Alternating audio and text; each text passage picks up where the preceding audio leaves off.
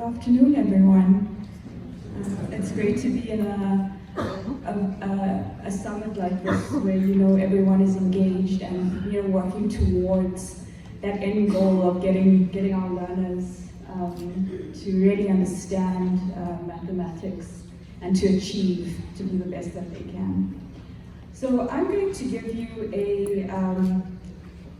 a snapshot of TIMSS. You've heard it mentioned in a few presentations so far.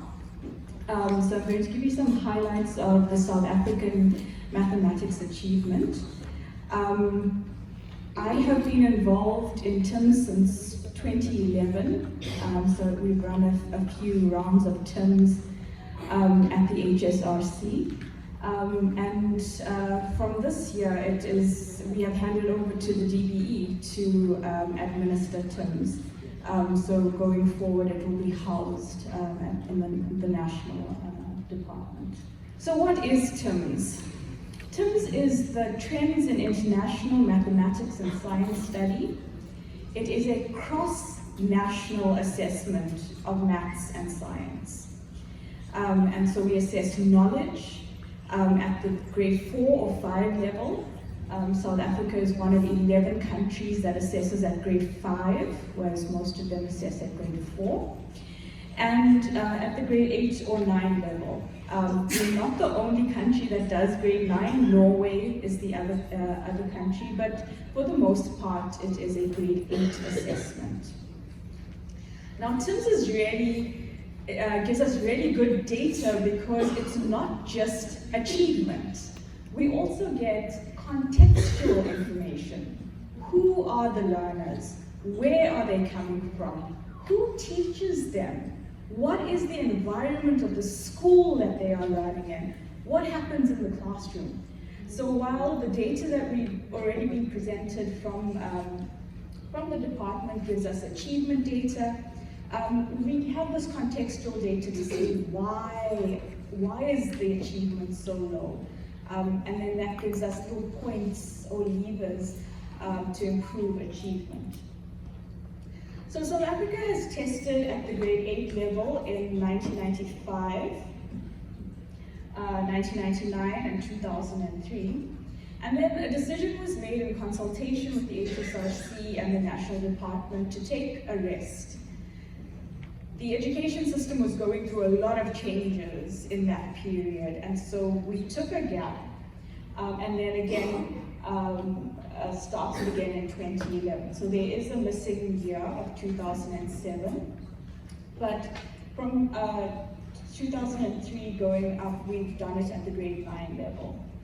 And then a new addition was the grade 5 assessment in 2015 and 2019.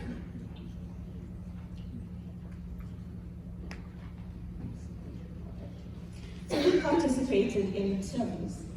At the grade 4 or 5 level, we have 64 countries. Data was collected in 2018, and it is from about 300 schools and 12,000 learners. But interestingly, we also have a parent questionnaire, so we know about the homes that these learners are coming from. We know about early learning, child development in the home. And again, about 12,000 parents. At the grade 8 and 9 level, it's 46 countries. So when people say South Africa is the worst performing in the world, not true. It's out of these 46 countries that we are the worst of. So at the grade 8 and 9 level, we doubled the sample, and that's because the Western Cape and Gauteng, which has a fierce rivalry for who is the top performing province, decided to increase their sample. So we have a national sample, we have a Western Cape sample, and we have a Gauteng sample. So that's about 520 schools and about 21,000 learners. So I'm going to jump right into provincial achievement because for some reason we like to rank ourselves. And so we see that the national average was 389 points in grade 9, and KZN had an average of 378 points. Now, to put that in context, 400 points is the minimum competency for that grade level. That means only 2 provinces, the Western Cape and Gauteng, have learners who on average have met the minimum competency levels. Now that is worrying.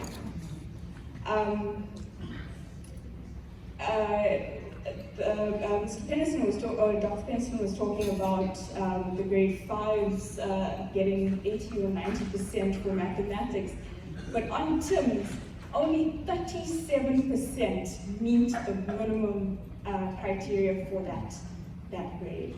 And remember, we're testing a grade ahead, so they're meeting the grade 4 minimum requirements, 37%. At the grade 9 level, it's a little bit better, 41% have met that minimum competency.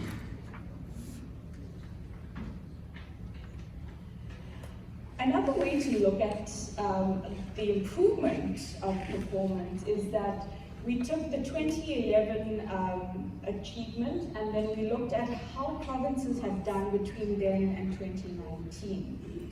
And we see that the provinces that started from a really, really low base, the Eastern Cape, Limpopo, KwaZulu-Natal, have increased the most. 40 points is equivalent to about 1 grade. So the learners in our province between 2011 and 2019 have made a great improvement, but the overall average is still low. I want to take an aside here, and just based on the previous presentations where gender has come up as a really important factor in mathematics achievement, I didn't include it in here, but I think it is important to talk about. We've looked at the differences between girls and boys, and it's one thing to say that boys achieve higher than girls, and what we found is that at the grade 5 level, girls significantly outperform boys. This advantage is lost at grade 9, where there's no statistical significance or difference. And then at grade 12, we see that girls are dropping mathematics. And so the figures that were presented show that more boys are taking mathematics at grade 12. And so we look at other factors. What is influencing this? And a really strong factor is attitudes and confidence. When girls and boys perform or achieve at the same level in maths, their scores are exactly the same. Girls have lower confidence in their ability. That's really important. So even if I am a well-performing mathematics learner, females are less confident in their ability. And so we have to work on those soft skills in order to get our girls to take mathematics and science as a subject and achieve it. I'm going to jump again, because like I said, this is a snapshot, and look at the findings from our diagnostic reports. And I invite you to look at our TIMSS South Africa website. It has all our national reports, provincial reports, and these diagnostic reports, where we've taken individual items or questions and looked at how our learners have answered them, how they've performed on each of these. And this has been done by Professor Adeline Bowie, who is with BITS.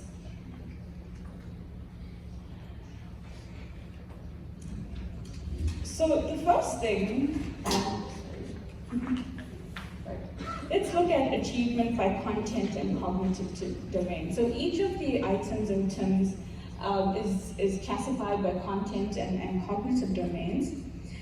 We see that algebra stands out as the only content domain where our learners are scoring above that minimum competency level. And there's a strange kind of pattern for the cognitive domains where reasoning is the highest, but knowing is scored quite low.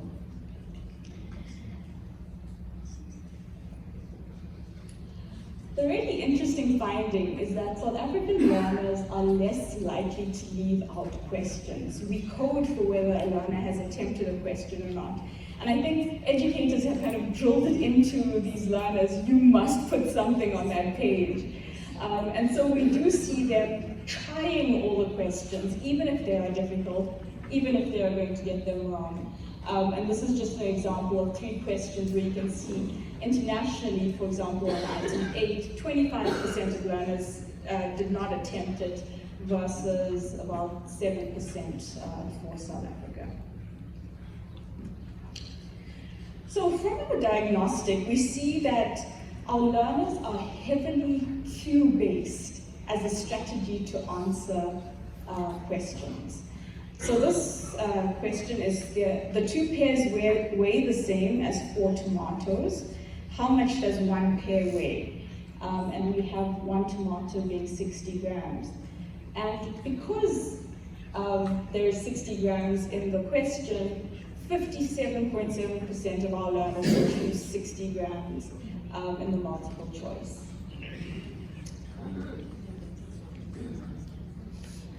All right, this carries on to grade 9. Which ratio is equivalent to 3:2?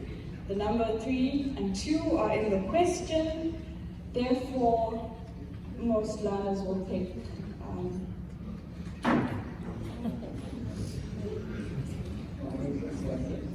there we go, 46.3% chose D.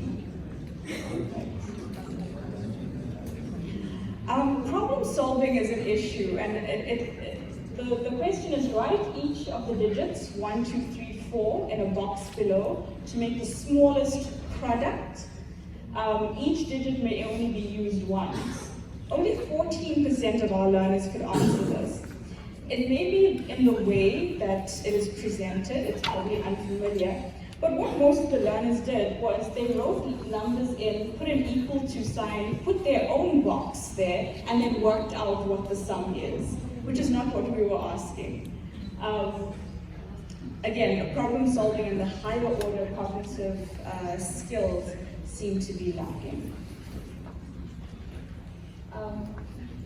This one was fairly well answered, almost 32%, but as what are the units of measurement? Draw a line to match the measurement and its units. So a car would weigh 1,400 kilograms.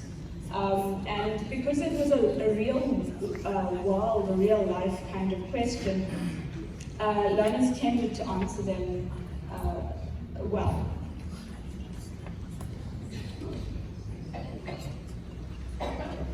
So grade 5 symmetry answered very well. Over half the learners got this correct. So it's working with a grid. Complete this figure so the dashed line is the line of symmetry. But this is not carried through to grade 9. So this is just an extension of learning symmetry at grade 5, but it is, Sia drew a trapezoid, ABCD. He then started drawing a congruent trapezoid, KLMN. What will be the coordinates of point M? So the learner could draw this in on the grid paper and then answer the question, but less than 10% were actually able to.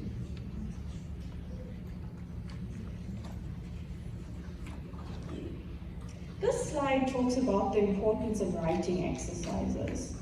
And what we've done is graphed the learners answering multiple choice questions, so that's the blue line, versus constructed response, so your open-ended questions that involve working out and showing your working.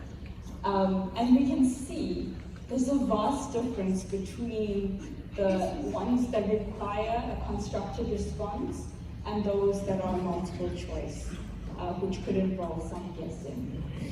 So there is a case to be made for mathematics teachers becoming English teachers as well, so that learners are able to read the questions and write out the appropriate answers.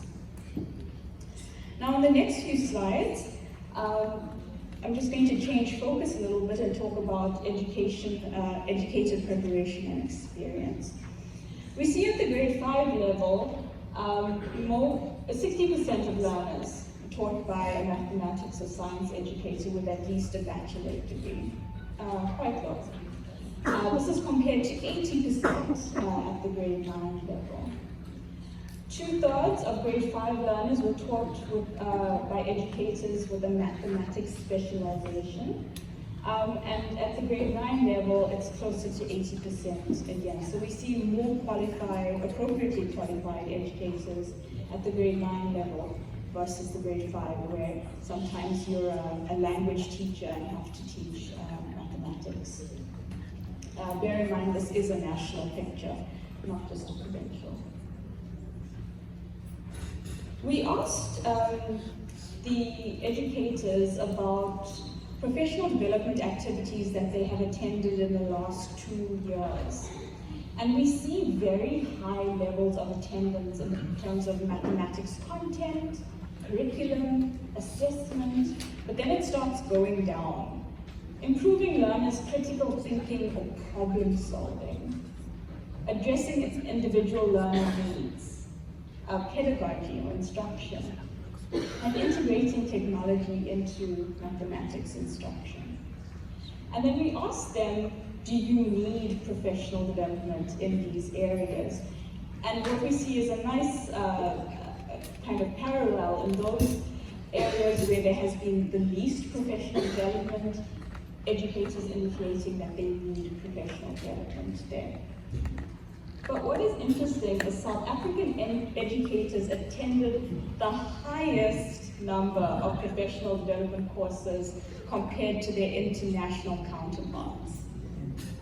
Now, focus needs to be placed on turning this into results. So we are getting our educators into development, but how does this translate into the classroom?